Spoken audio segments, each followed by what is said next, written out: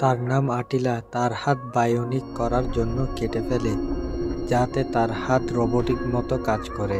তার হাত লাগাতে রাজি ছিল না। অন্যদিকে হিটলার বক্সিং একাডেমিতে যায় এবং তার সদস্যদের হীরা দিয়ে দেয়। তখন সেখানে একটা ছেলে আসে, সে টেকনোলজির জন্য অনেক এক্সপার্ট, তার নাম গ্যাস এবং সে নিজেকে অ্যাঙ্গেল হার্ট বলে। হিটার তখন জিজ্ঞেস করে, আমাদের এই কাজের মধ্যে কেন শরিক হতে চাও? আমি পরিবর্তন আনতে চাই, আমি এগুলো দেখে অনেক বিরক্ত।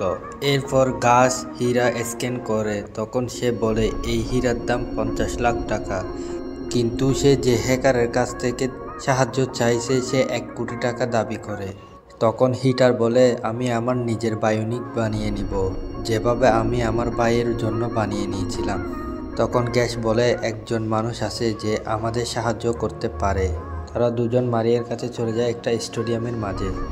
তখন আমরা জানতে পারি গ্যাস মারিয়ার ভাই।